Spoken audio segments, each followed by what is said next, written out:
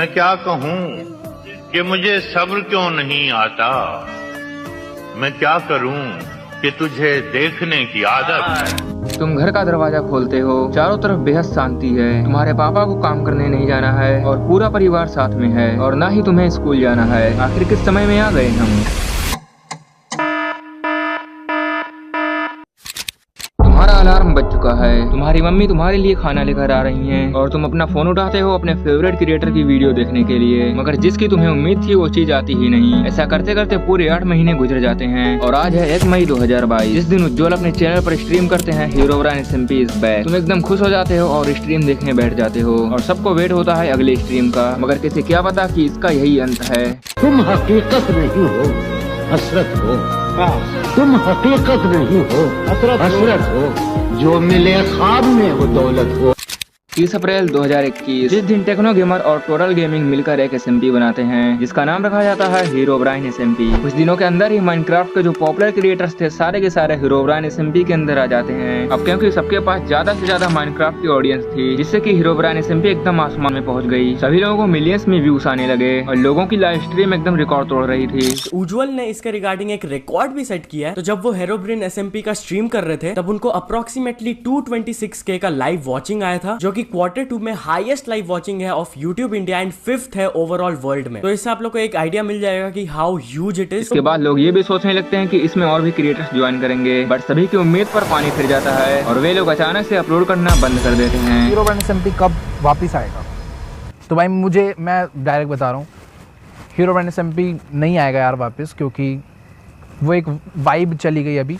Herobrine SMP एकदम starting से बहुत ज्यादा पॉपुलर था, क्योंकि इसमें पहले से ही सारे के सारे पॉपुलर क्रिएटर्स थे, और इसका दूसरा रीजन था लॉकडाउन, क्योंकि उस टाइम पर किसी को भी कोई भी काम नहीं था और सारे क्रिएटर्स कंसिस्टेंसी के साथ वीडियोस अपलोड करते जा रहे थे, और लॉकडाउन में माइनक्राफ्ट का क्रेज एकदम टॉप पे था, जिससे कि हीरोब्राइन SMP और भी ग्रो हो गई और चारों तरफ बस हीरोब्राइन SMP का नाम था। यहाँ तक इसी की वजह से इंडिया के अंदर माइनक्राफ्ट और भी पॉपुलर हुआ, और इसी की वजह से कितने क्रिएटर्स के मिलियंस में सब्सक्राइबर्स भी हो गए। हीरोब्राइन SMP की स्टोरी को देखकर ये हिसाब लगाया जा सकता है कि ये ड्रीम SMP से इंस्पायर्ड थी, बट इसकी वजह से इंडियन माइनक्राफ्ट कम्युनिटी पूरे वर्ल्ड में फेमस हो गई। यहाँ तक सब कुछ सही चल रहा था, मगर उज्ज्वल की 12th स्ट्रीम के बाद कोई भी स्ट्रीम नहीं होती, बट यहाँ पर लोग ज्यादा कुछ सोचते नहीं हैं, और अगली स्ट्रीम इसके 1 महीने बाद होती है, जिससे कि उतना कुछ फर्क नहीं पड़ता, मगर इस स्ट्रीम के बाद एकदम सन्नाटा छा जाता है। कोई भी ना इसकी स्ट्रीम कर रहा है और ना कोई इसका अपडेट दे रहा है। बीतते समय के साथ साथ लोग हीरोब्राइन SMP को भूलने लगे थे, और लोगों ने ये समझ लिया कि हीरोब्राइन SMP बंद हो चुकी है।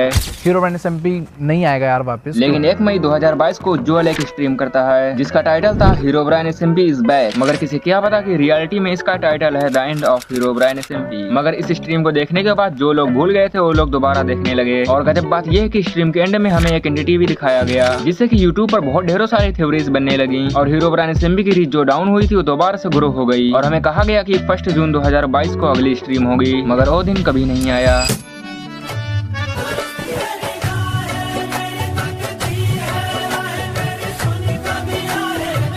आखिर ऐसा क्या रीजन था जिससे कि हीरोब्राइन SMP को क्लोज करना पड़ा? क्योंकि कोई ऐसी चीज को क्यों क्लोज करेगा जिससे कि उसे फायदा हो? तो इसे क्लोज करने का जो रीजन हमें बताया गया है वो है टाइम। लॉकडाउन के समय सबके पास टाइम था, जिससे कि साथ में लोग स्ट्रीम कर रहे थे, मगर लॉकडाउन गया, टाइम गया, सारे लोग अपने काम में बिजी हो गए, और बिजी होने के साथ लोग हीरोब्राइन SMP को भूल गए और इसका अंत हो गया। मगर लोग अभी भी इस डाउट में है कि उन्हें कायदे का रीजन नहीं बताया गया। तो जहाँ तक मेरा हिसाब, इसे क्लोज करने का एक रीजन था इसकी स्टोरी। सारे लोग क्रिएटिव यूज करने लगे थे और सबके सब एक्सपोज होने लगे थे, और एंड में कोई भी बढ़िया स्टोरी नहीं बन पा रही थी, जिससे कि इसे क्लोज करना पड़ा। और दूसरा रीजन है सबको अपना अपना कंटेंट ग्रो करना था, जैसे कि स्मार्टी भाई का हिमलैंड्स आ गया, और गेमर फ्लीट ने जो अपने फ्लीट SMP बंद कर दी थी उसे दोबारा उन्होंने ग्रो कर दिया। बिक्सू और एंड्रूबे ने अपना कंटेंट ही चेंज कर दिया, और इस टाइम पर सब लोग हीरोब्राइन SMP को भूल चुके हैं। हीरोब्राइन SMP की क्लोज होने के बाद लोगों ने एक और SMP बनाई जिसका नाम था बेडरॉक SMP, मगर वो भी कुछ दिन चलने के बाद बंद कर दी गई। बट उज्ज्वल भाई ने कहा था कि हीरोब्राइन SMP क्लोज हो गई है, लेकिन इससे भी बड़ा सरप्राइज आएगा आप लोगों के लिए, जो कि मेरे हिसाब से फाइनली आ चुका है। सबसे पहले माइनक्राफ्ट कॉन्टेस्ट में क्या क्या होगा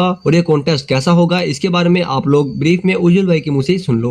तो मैं तुम्हें बताना कि आखिर माइनक्राफ्ट के अपने टूर्नामेंट में होने क्या वाला है। तो देखो, मैं तुम्हें ना सारे गेम मोड्स बता रहा हूँ, इससे ज्यादा मैं कुछ दिखा नहीं पाऊंगा, क्योंकि अगर तुमने वो मैप्स देख लिए तो गड़बड़ क्या होगी भाई, तुम्हें पता चल जाएगा कि आखिर होने क्या वाला है, और फिर तुम पहले से प्रिपेयर कर आओगे। तो मैं कुछ भी रिवील नहीं करने वाला हूं, मैं इसमें मुंह से बताने वाला हूं कि आखिरकार मोड्स क्या है। तो देखो, अपने चैनल को पूरे 7 साल कंप्लीट हुए हैं, इसीलिए जो कल टूर्नामेंट जो टूर्नामेंट होने वाला है, मैं डेट्स बता दूंगा, अभी हम लोग लगे हुए हैं उसे रेडी करने में। वो रेडी पड़ा है, पर बंदे इतने सारे हैं कि उन इतने सारे लोगों को खिलाना बहुत मुश्किल है उस जगह पे।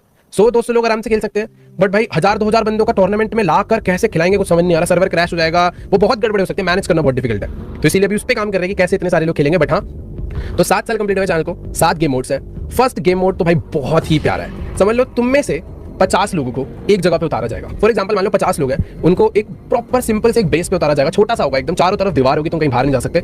उस जगह पर मैं मॉब्स भेजूंगा, मैं हो सकता है 10 ज़ोंबी भेज दूंगा, 50 स्पाइडर भेज दूंगा, स्केलेटन्स भेज दूंगा, क्रीपर भेज दूंगा, गोलेम भेज दूंगा, कुछ भी भेज सकता हूं मैं। और वहां से जो 25 लोग सर्वाइव करेंगे, उनसे फाइट करके, उनसे बच के, जैसे तैसे कुछ भी, जो लोग जिंदा बचेंगे 25 हो जाएंगे नेक्स्ट स्टेज में। जो 25 लोग मारे जाएंगे वो वहीं के वहीं बाहर एलिमिनेट। नेक्स्ट राउंड में 25 लोग हैं। नेक्स्ट राउंड होगा हमारा UHC, ultimate hardcore. Ultimate hardcore जैसे तुमने बैटल रॉयल गेम्स खेले होंगे, BGMI, फ्री फायर, उसमें क्या होता है, तुम्हें एक मैप में उतारा जाता है, वहां पर तुम्हें लूट वूट करनी होती है, और फिर सर्कल जो होता है वो श्रिंक होते रहता है, छोटा होते रहता है, फिर तुम एक दूसरे के पास आते रहते हो, फिर मर जाते हो, एंड में बचता है वो जीत जाता है। तो हमारे में सिर्फ एक नहीं जीतेगा।